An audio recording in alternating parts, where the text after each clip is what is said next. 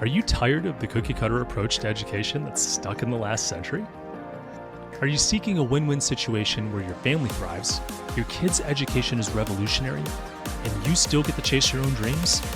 Welcome to Unschooled Unleashed. Unlock your child's genius. I'm your host, Matthew Jarecki, an unapologetic rebel dad and promoter of what many consider to be educational anarchy. You know the world isn't going to be won by those that just toe the line. It's the innovators, the visionaries, and the resilient spirits that are going to thrive. Our mission here is to forge those world changers within our very homes with less stress, energy, and time. Unschooled Unleashed starts now. Welcome back to another fantastic episode of Unschooled Unleashed. I'm your host, Matthew Jarecki, and today we're going to talk about how to manage your life. You're going to have your passion projects, right? Something you really want to do, also working, also parenting, also kids' education, also relationships, and then everything else that happens in life around that. We're going to go over just some actionable tips. We're going to talk about how to manage all these things, maybe some of the importance of some of these things, and then I'm going to apply it to my own life because guess what? This is hard. I'm doing my best. I'm sure you are too. I'm watching my kids grow. And I'm thinking, oh my gosh, we're going to be out of this phase and I'm working all this time and I'm missing out. That's how I feel sometimes, even though I'm not. But I want to make sure that I'm present with my children, and I'm sure that's a focus of yours. I think that's probably why you listen to this podcast, is because you really care about your children. You want to spend time with them. And you're probably a motivated person that has a lot of stuff going on as well. So if that's the case, today's episode is for you. And with that, let's dive in. Today we're talking about how to balance work, your passion, parenting, relationships, everything. This is very difficult for everyone. I don't think this is unique to me, to my family, to you. I think this is something that we all struggle with. Now, I do admit that some people don't have any passion projects in their entire life.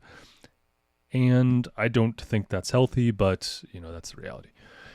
Either way, I was talking with my brother-in-law today, and he is trying to do some stuff. He's trying to rework some stuff. I was talking about what was going on in our family, and I decided that this is probably something a lot of people are going through. So let's talk about it today. And again, we are in the morning recording today, so I'm going to take a sip of coffee. If you're doing the same, please take a sip with me.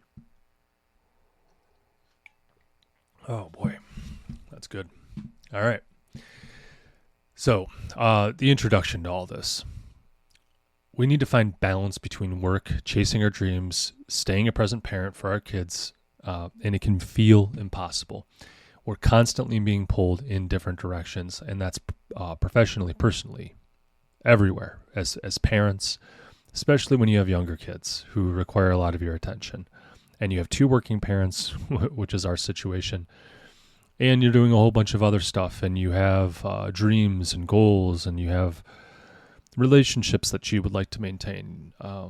Today we're going to explore how to manage that pressure, stay engaged with your kids, and still pursue your dreams. That's really where this podcast came from, because unschooling was the hack. That was the hack to be able to stay present with my kids, meaning I spend time with them. They get a quality education, meaning I'm going to have time to spend with my children where they have time for me. They're not in school all day doing homework and whatever else. And we're still able to do activities that we all enjoy, so we can unschool, dive into whatever they're into, whatever we're into. Then we can travel because we're building the stealth RV out of a box truck.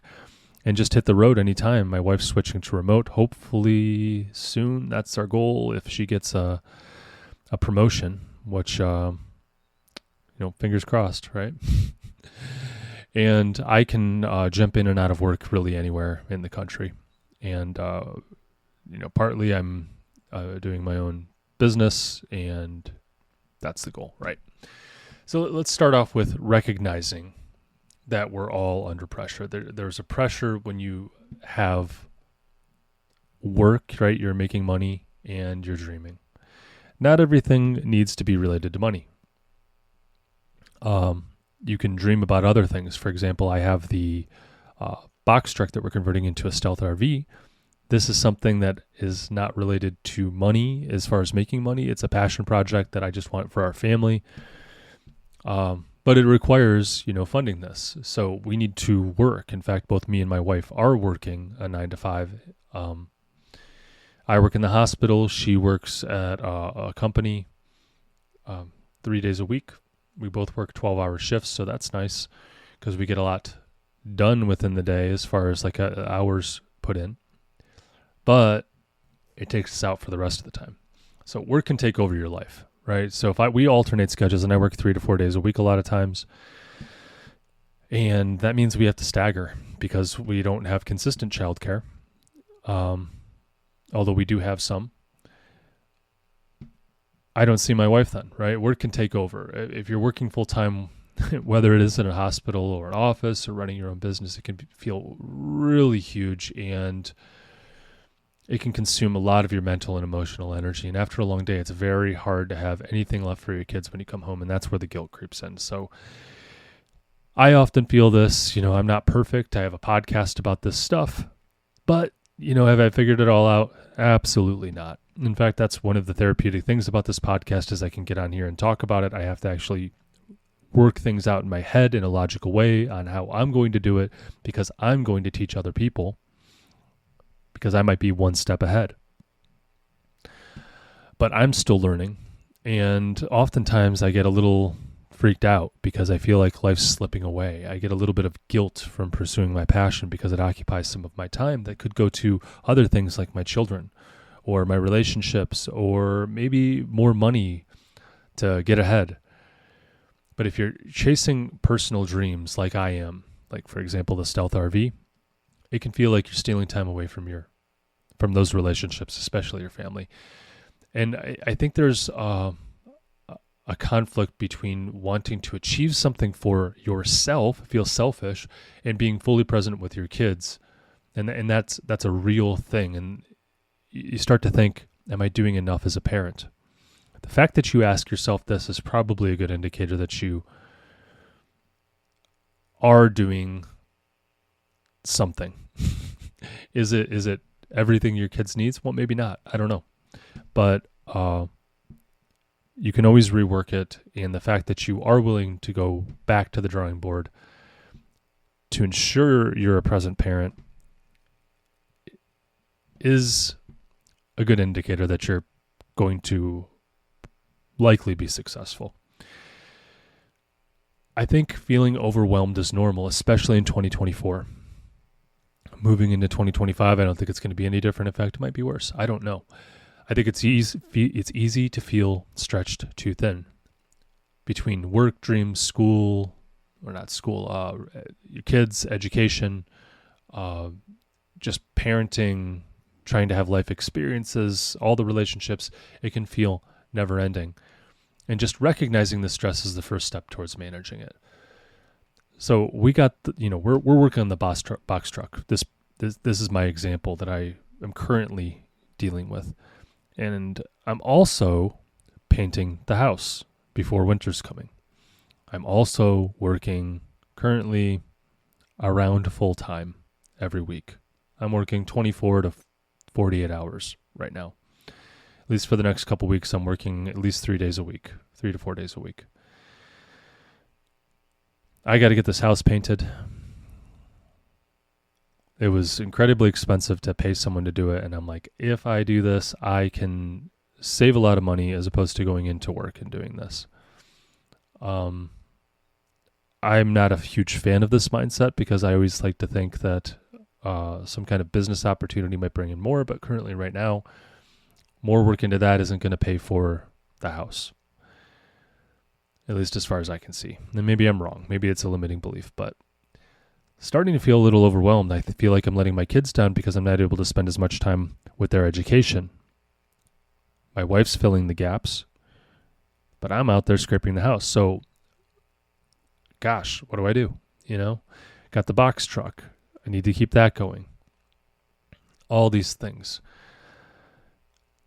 Yeah, It's very stressful, and I'm feeling it lately. But there are some ways through this. One is being intentional with your time. So you have to have time management skills, and this is prioritizing what matters. So let's go into that. One of the things we can do is time blocking for focused parenting. And what I mean by that is setting aside dedicated time for your kids that's free of distractions. So what I'll do is maybe in the morning, play a game of chess with them, or, block out just that first thing in the morning. The first thing I do is spend time with my kids, so I know that's done. I might go over and block out some time later in the evening. And, I'm done by 7 o'clock scraping the house because the sun is setting. I'll, in the evening, say the last thing I do before I end my day is spend time with my kids. But I know it's going to happen. This doesn't have to be hours. It can be as simple as 15, 30 minutes. It can be 10 minutes, just depending. Remember, time for adults is different than time for kids. I remember when I was a kid, my parents would do something with me. Like my dad took me out to eat, and he would just spend time with me. This was once a week. He took me to a restaurant, and I'd get anything I want, and we'd talk about anything. Right? It was just one-on-one time with my dad. It felt like we did this all the time. I remember it happening every week. I remember it being hours that we spent talking. And I talked with my dad recently, and he's like, oh yeah, we did that maybe, once every couple weeks, maybe once a month. And I was just like, wow, how much time did we spend? He's like, well, we spent like 30 minutes or so, however long it took to get the food, eat, and then talk for a couple minutes afterwards, and we just headed out. And I was like, wow, I really remember it was a lot longer. Your kids are going to have this amplified. It expands in their head. And I think that's a gift God gave us. But the key is during that short time that you're with them is to be completely, fully present. And that means no phones, no thinking about work, no, just focusing on your kids. That's it. Other things we can do is having boundaries between work, family, projects, all the things, right? Set clear boundaries for work hours, for when work or work. And that was, I actually got to meet with Dave Ramsey. I went down to Tennessee, and I had the opportunity to shake his hand, talk with him for a little bit. It was very quick. But I asked him, because my friend was starting a business, and he knew no businessman that was successful in business and family. And I said, oh, Dave Ramsey is. And he goes, yeah, good point. And I'm like, I wonder what the secret is. So I drove down there and I talked with him. It wasn't the only reason I was down there, but I happened to be in Tennessee. So I thought I'd stop in and talk with him. And I asked, what's the secret? How were you successful in family and business? Because it's so rare. And this is exactly what he said. When you have time for work, you work. When you have time for family, it's with family. Don't get them confused. There's going to be seasons. There's going to be times, a month, where you might not see your family hardly at all. But you need to make sure that there's also then time where you're going to be fully present with them. Celebrate the time, the completion of whatever phase that you went through with work, and make sure you're spending that time with the family. I'm expanding a little bit on that. That's what I took home from it. But essentially, when you're focused on work, you work. When you're focused on family, focus with family. Put the phone down, eat dinner with them, make good habits, but recognize that there will be seasons when you don't see your family. There will also be seasons when you don't work. That's great advice, and I took that to heart. I passed that on to my friend. You got to go all in with whatever you're in, and that takes a lot of effort. I think that takes a sense of responsibility, a sense of knowing yourself, and your proclivity to try to multitask or try and mix the two to a point. And you can mix the two to a point, but don't get this confused. You need to be fully present with your kids and not focus on something else at times. You need boundaries to protect both your work and your personal life from bleeding in together and getting them all confused, and then you're productive at nothing. Again, I talk about ways to blend the two where you're actually able to do both at the same time, but you need to be able to focus in on each one separately. That's going to be key, and that's probably going to be the majority of the time. Let's talk about creating some dream time without sacrificing family time. So first, let's if you got to find your personal dreams, find time for your personal dreams without taking away from your family. This can be, as a parent, we all know, very early mornings, after bedtime, and maybe even weekends are a great window for working on this stuff when you're unschooling. Weekends don't matter, but find some time, just like we're having to do with building the stealth RV, and we do it without sacrificing from the kids. Sometimes you have to wake up early to get stuff done because just the chaos of the household, you just can't do it, right? Benjamin Franklin, I think it was, who said, eat the frog first, if you've ever heard of this phrase. Meaning if you have a full plate of food, and hopefully I don't butcher this, if you have a full plate of food and one of the things on your plate is frog legs and you don't like frog legs, well, eat the frog legs first. So eat the frog first, meaning put the important things or the things that take a lot of effort in the beginning of your day. And I think that was the take-home message from that quote. When you got something that's really stressful that you know needs to be done and it's going to get chaotic later, wake up early and do it. Stay up late and do it, whatever your rhythm is. Dedicate a day. I don't know. But you got to find time to do that stuff without sacrificing your family. And again, this can be dream time. You need dream time. This can be dedicated to your passion. It doesn't have to be like something incredibly difficult, but put the important things first. Maybe the stressful things first that you know you're not going to get done. I've often time blocked to be able to get stuff done, and this was a great way to be productive. I would dedicate the first hour of my day just working on myself, or 40 minutes or so, I should say. And then I would dedicate the next hour to, something that I need to get done. When I'm most productive, you got to know yourself to be able to do this, but time block that stuff out, start experimenting. And I think you're going to learn about yourself, and then the goal is to adapt. This is one of the reasons I think entrepreneurship is such a growth opportunity for me, because I have to know myself. There's no boss standing over me saying, get this done. It's me doing it, and I have to know myself and how I work and how I get stuff done and still motivate myself at the same time while juggling all these other responsibilities. It's a growth opportunity. Parenting is a growth opportunity, all these things. This is just the journey I'm on. Moving on, engaging with your kids' dreams. Make them a part of the journey. So we talked about separating everything out. Well, what about integrating them in with some of this stuff? Again, this isn't going to be everything, and there's going to definitely be the majority of time where you have to work independently until your kids get a little bit older, I would say. But hey, at times involve your kids in the projects. Instead of feeling guilty about spending time on these personal projects, include them in it. That's what we're doing with the box truck. Bring them alongside for the ride, right? We're going down to visit the box truck. We're going to check it out. We're going to go inspect it. We're going to go over and figure out the next thing we're doing. We're looking up stuff online. Include them in it. Whether it's, give them tasks, right? Whether it's a small task or just brainstorming with them, or maybe just explaining the problem and including them in it. They'll feel a part of it.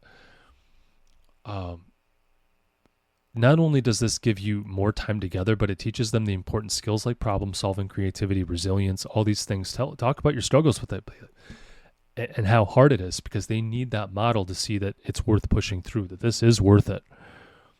And they see you figuring it out as you go along. I often tell my kids, I have no idea how I'm going to figure this out. Here's what I'm thinking. What do you think? And they often don't have any necessarily ideas on how to solve it because it's often pretty complex. But they're like, oh, wow, that's hard. And I'm like, yeah. And I just walk through them. I'm like, here's what I'm thinking, but here's where I can't get past it. and they're just absorbing that and they're seeing my thought process. And I think that's a great way to involve them in it. Also teach them. I think we're multitasking here, but I don't like that word. We're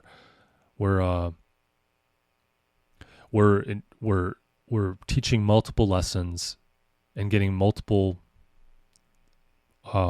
benefits from that time. We're interacting. They feel included, all this stuff. I think it's really beneficial. I think there is plenty of real life learning from work and projects as well, because if you're bringing them alongside, this can be an educational opportunity. For example, we're building a winch to lift the back ramp / patio on this box truck. That's all complete as far as the winch is concerned, but while we were going alongside, or while they were coming alongside me during this time, and we were trying to figure out how to actually do this, we would talk about our issues, and we'd point it out, and my kids would be standing there listening, at least my boys, the older ones. And I would include them in it and explain, I'm like, we're trying to figure this out, and he might even, he starts to chime in every once in a while, but like, oh yeah, like, what if can you raise it up higher, or something like that.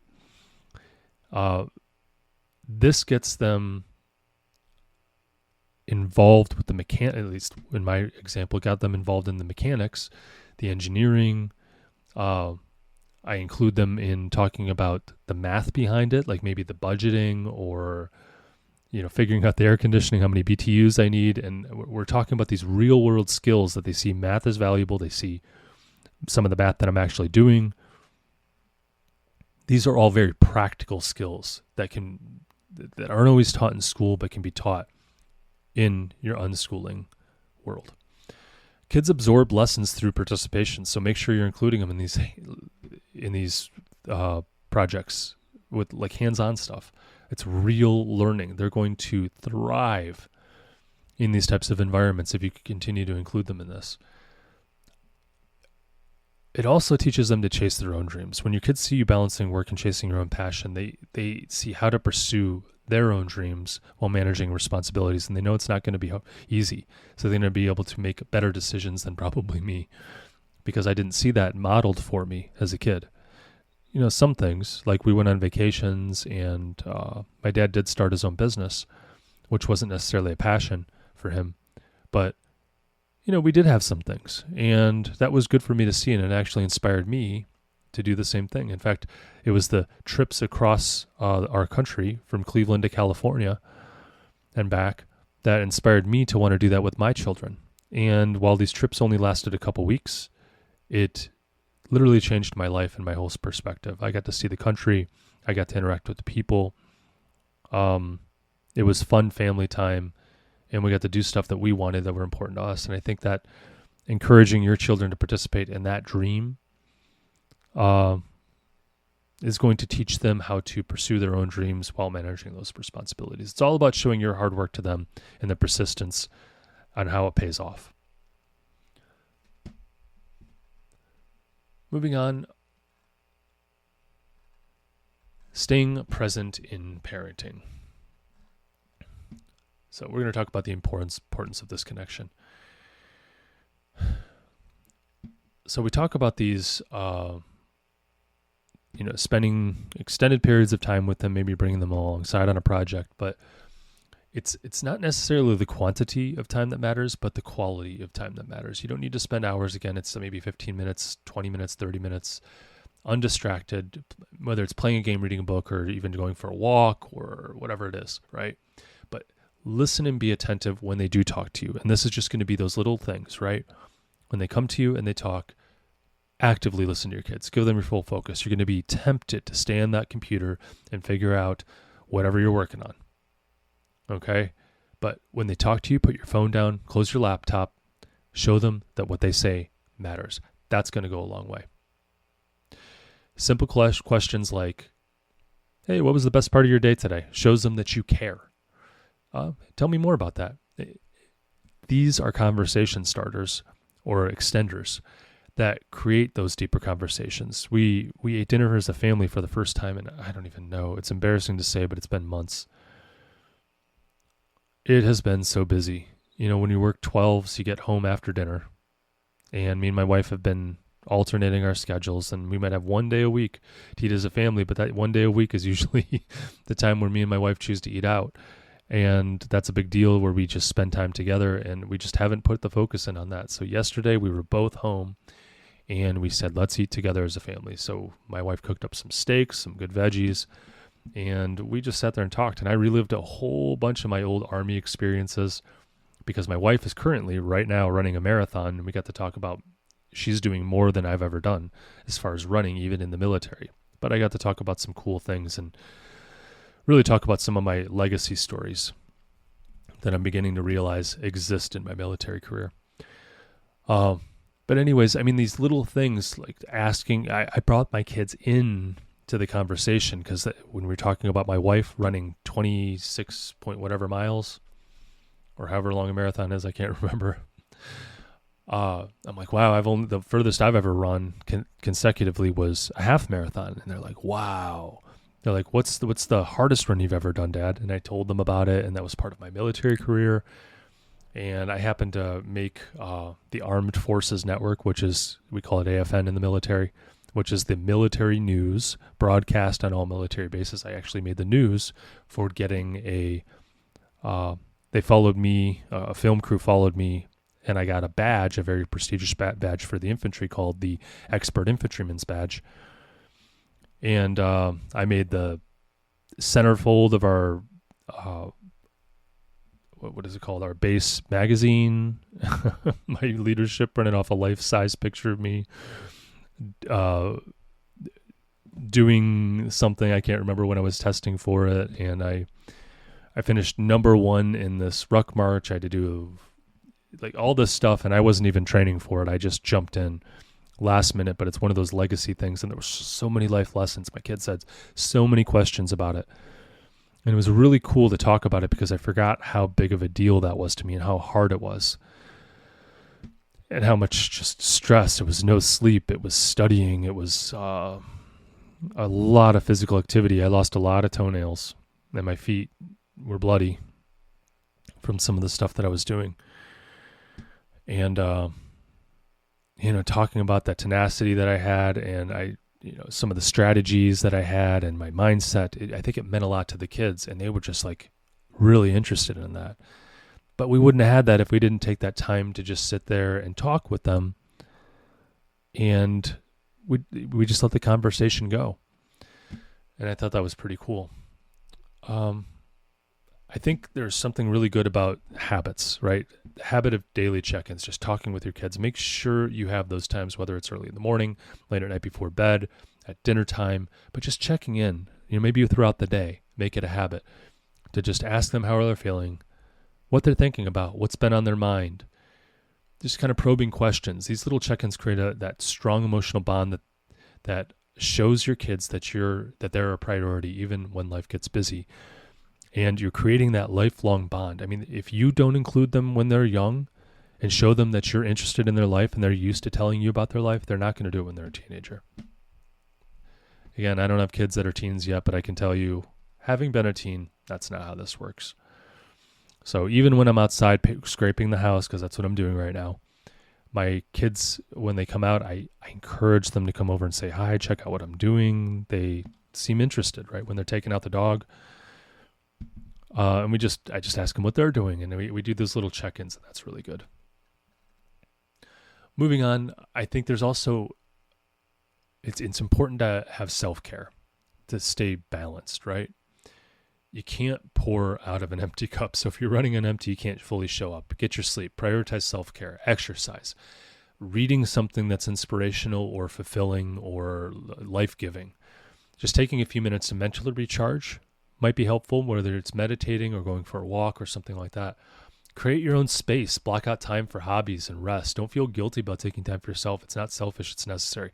Again, put your mask on first. That's what they always teach in the airplane, right? If an oxygen mask falls, first, don't take the mask and give it to someone else. Take care of yourself first. If you're taken out, you can't take care of your kids, right? You can't take care of your family. It's very important. So rest, downtime, keeps you grounded, energized, and better equipped to be with your family. Now, you also need to manage your mental and emotional health. So recognize when the pressures mount, because it can take a serious toll without you even realizing. Talk openly about the stress. Find people you can talk to, whether that's a counselor, a good friend, not just like complaining. I'm talking about like just getting it out there. Someone who you trust. It might even be taking a mental break. We try and take an entire day just to spend with the family and just kind of tuning out, that kind of thing. 1 day a week. Now, right now I'm in a phase where it's very difficult because I'm up against the clock of the seasons with painting the house. So I admittedly am not doing that right now, but I am taking time in the evenings to rest and recharge, and I'm getting a full night's sleep when I'm not working at the hospital. So some practical tips to wrap up today's episode. Set clear goals in each area of your life. I think these need to be written down. Define what success in family, work, and your personal dreams looks like. Your health included, okay? All the areas you have responsibility. I think writing it down helps you realize your aim, okay? Set small, achievable goals and start to work towards those. Block out times in your calendar to be able to do this. Get very focused, be very efficient. You can also batch things together to maximize your time. For example, similar tasks that might go together. I like to listen to audiobooks. Well, I do that while I'm scraping the house, right? Frees up, I get to learn, because I love learning. I get to learn, but also get something productive done. Also, my kids come out and talk with me while I'm scraping the house, and we just get to catch up. That's another thing. You don't have to exclusively focus on something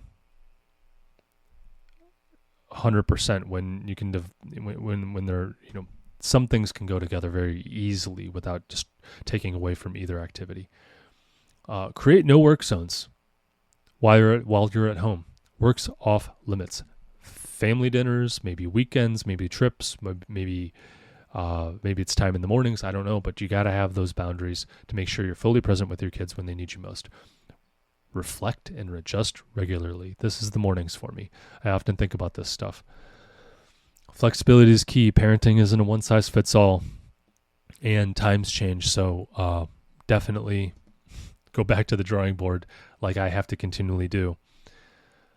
Involve your kids in stuff. Don't leave them out. Sometimes you feel the pressure and you just want to put your nose to the grindstone, but you're missing an opportunity sometimes to involve your kids in something that's meaningful and they can take those life lessons. Do daily check-ins. Check in with your wife or your husband. Check in with your kids. Check in with your friends. Maybe not on a daily basis. I don't know. Just depends on what kind of friendship you have, but those daily check-ins or those check-ins really help, especially with the kids. You got to check in with them daily. Show them that they are a part of your life and they are a priority. I feel like I just dumped a ton of information on you guys. We kind of flew through it. We're right at time.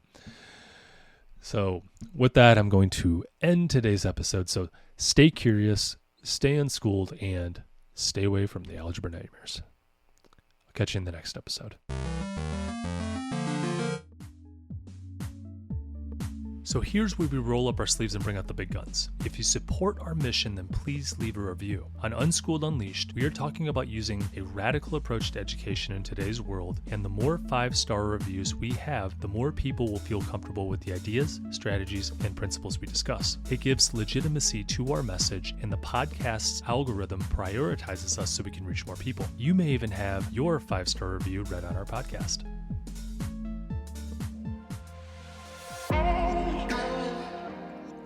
Before I let you go, I have to pause and say this from the bottom of my heart. Thank you. Your presence here is the fuel that ignites this movement. I am incredibly moved that you trust in us enough to click play. You, my friends, are the caped heroes in this story, the guardians of your family's learning journey, and a beacon of hope for your community. Be bold, Do what you think is best for you and your family. Thanks again for tuning in and taking this courageous leap outside of the box for this educational revolution. Welcome to the front line.